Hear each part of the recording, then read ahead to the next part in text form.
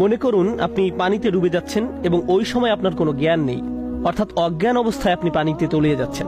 আপনার কি মনে হয় এরকম একটা অবস্থায় আপনার হাতে কি বাঁচার জন্য অনেক সময় আছে? আপনি সংজ্ঞাহীন অবস্থায় পানির গভীরে তলিয়ে যাচ্ছেন, এর মানে আপনার হাতে কিন্তু মোটেও সময় নেই, সময় খুব দ্রুত ফুরিয়ে যাচ্ছে।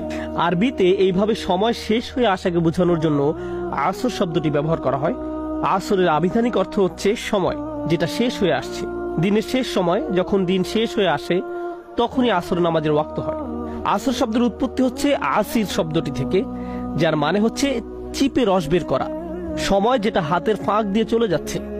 আমরা ভেজা কাপড় শুকাতে দেওয়ার আগে 2 হাত দিয়ে মুচড়িয়ে যেভাবে পানি বের করি, আসর শব্দটি এ ধরনের অর্থ বোঝাতেই ব্যবহার করা হয়। তার মানে এখানে আল্লাহ এমন একটা মুহূর্তের কথা বর্ণনা করেছেন যখন আপনি সংজ্ঞাহীন অবস্থায় পানিতে ডুবে যাচ্ছেন এবং আপনার সময় শেষ হয়ে আসছে। এমন অবস্থায় বেঁচে থাকতে হলে আপনাকে সর্বপ্রথম কোন কাজটা করতে হবে? বেঁচে থাকার আশা করতে হলে কোন জিনিসটা আপনার একেবারে শুরুতে দরকার? কি মনে হয়? জ্ঞান ফিরে আসা? অবশ্যই এটাই এখন আপনার সবার আগে দরকার।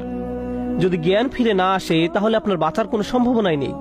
এমনকি সংজ্ঞাহীন অবস্থায় আপনি যদি জীবনের সবচেয়ে সুন্দর স্বপ্ন দেখতে থাকেন, তবুও বাঁচতে হলে আপনাকে কিন্তু জাগতেই হবে। মনে করুন স্বপ্নের মধ্যে আপনি দেখছেন সেই রকম সুন্দর সাজানো গোছানো একটা জীবন, আপনার পাহাড়ের পাদদেশে আপনার চমৎকার বাড়ি, আপনি আপনার ফেরারি গাড়িটা নিয়ে লং ড্রাইভে বের হয়েছেন। রাস্তার এক পাশে সবুজে ঢাকা পাহাড়, অন্য পাশে সুনীল সমুদ্র।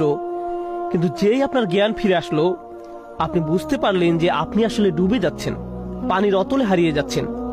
এমত অবস্থায় জেগে ওঠার পরে আপনার কিন্তু এমন মনে হবে না যে ইস কি বাজে অবস্থা, পানিতে ডুবে যাচ্ছি, এর চেয়ে তো আবার ঘুমিয়ে পড়াই ভালো, কি সুন্দর স্বপ্ন দেখছিলাম।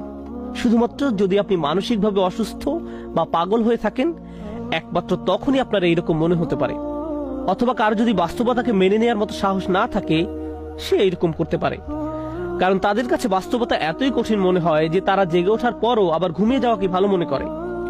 এই ধরনের লোক যারা ডুবে যাওয়ার সময় হুঁশ ফিরে আসার পরেও পরিস্থিতি খারাপ দেখে জোর করে ঘুমিয়ে থাকে, তারা কি তাদের খারাপ পরিণতির জন্য অন্য কাউকে দায়ী করতে পারবে? পারবে না। শুধুমাত্র নিজেই নিজেকে এর জন্য দায়ী করা ছাড়া আর কিছুই তারা করতে পারবে না।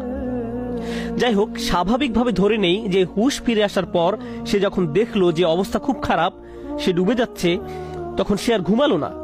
কিন্তু এরপরে সে কি করবে? এমন একটা অবস্থায় আপনি কি করতেন? হাত পা সবকিছু নাড়িয়ে চেষ্টা করতেন না পানির উপরে উঠতে?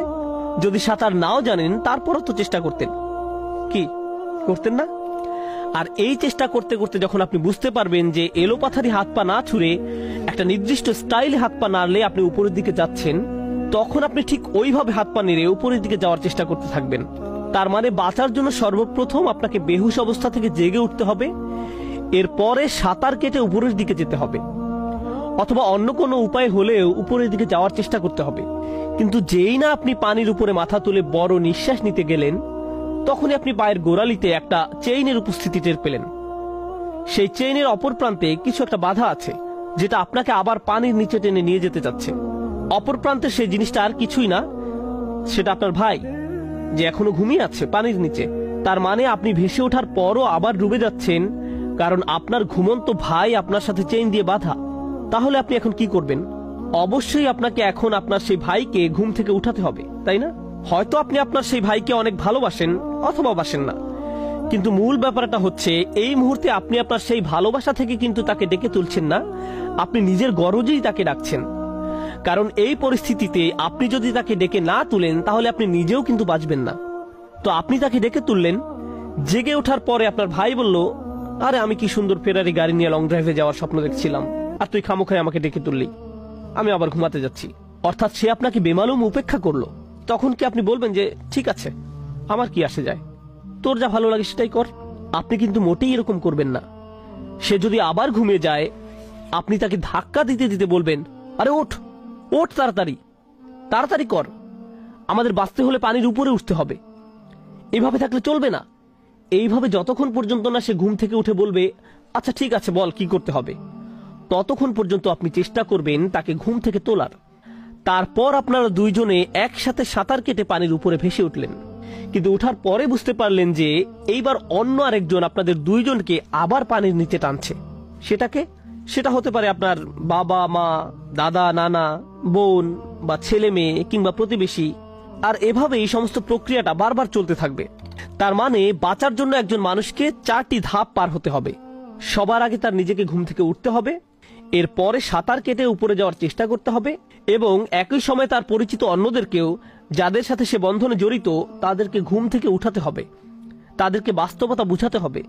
এইভাবে চলতে চলতে গ্রুপের একজন যদি বলে যে ভাই আমি আর পারছি না, এইভাবে আর কতবার এরকম উপরে উঠে আবার আরেকজনের টানে নিচে আসতে হবে, আমি মনে হয় আর পারবো না। তখন অন্য আরেকজন এগিয়ে এসে সাহস দিতে হবে, বলতে হবে না, আমরা ইনশাআল্লাহ একসাথে এই বিপদ থেকে উদ্ধার পাবো। তখন অন্য আরেকজন এগিয়ে এসে সাহস দিতে হবে, বলতে হবে না, আমরা ইনশাআল্লাহ একসাথেই এই বিপদ থেকে উদ্ধার পাবো, তোমাকে পারতেই হবে, আর অল্প কয়েকবার বাকি, চলো চলো। আমরা মুভিতে অনেক সময় এই ধরনের অবস্থা দেখি। একদল লোক যখন কোনো জায়গা থেকে পালাতে যেয়ে অনেক বাধা বিপত্তির সম্মুখীন হয় এবং দলের দুর্বল সদস্য যখন বলে যে আমি আর পারছি না, তখন অন্যরা কিভাবে তাকে উৎসাহ দিয়ে সজীব রাখে। তারা সবাই একসাথে কাজ করে, একে অন্যকে আপ্রাণ সাহায্য করে, কারণ তাদের বেঁচে থাকাটাও একে অন্যের উপর নির্ভরশীল। যাই হোক, এখন আসুন আমরা দেখি আল্লাহ এই সূরায় কি বলছেন। প্রথমে তিনি বলছেন ওয়াল আসর, সময় চলে যাচ্ছে, সময় শেষ হয়ে যাচ্ছে। তারপর তিনি বলছেন ইন্নাল ইনসানা লাফি খুসর, মানুষ ক্ষতির মধ্যে ডুবে যাচ্ছে। শুধুমাত্র তারা ব্যতীত যারা বিশ্বাস করে। কি বিশ্বাস করে? খেয়াল করুন, আল্লাহ কিন্তু এখানে বলেননি যে যারা ফেরেশতা, কিতাব, নবী রাসূল, মৃত্যু, কিয়ামত ইত্যাদিতে বিশ্বাস করে।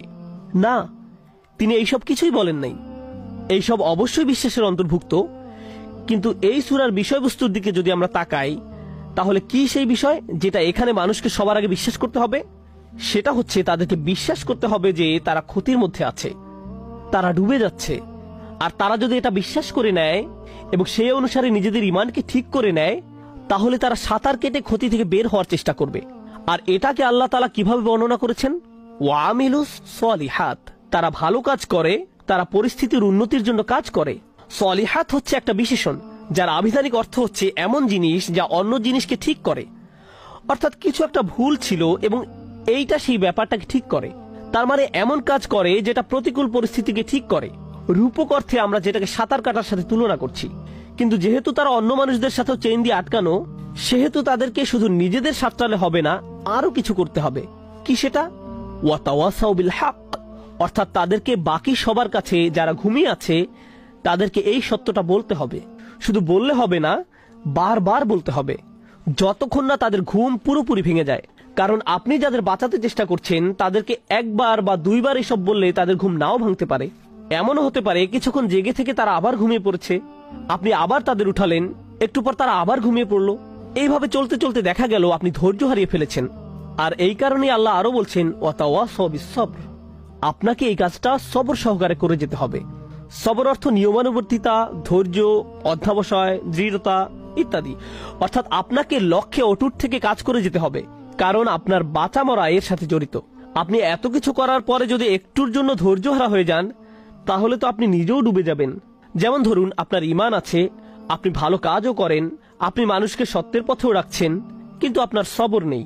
তার মানে এত কিছুর পরও আপনি ঠিকই ডুবে যাবেন।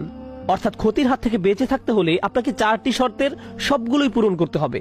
প্রতিটি শর্তই সমানভাবে গুরুত্বপূর্ণ এবং একটির সাথে অন্যটি ক্রমানুসারে সংযুক্ত, যেটা এই সূরাতে অত্যন্ত সুন্দরভাবে ফুটিয়ে তোলা হয়েছে।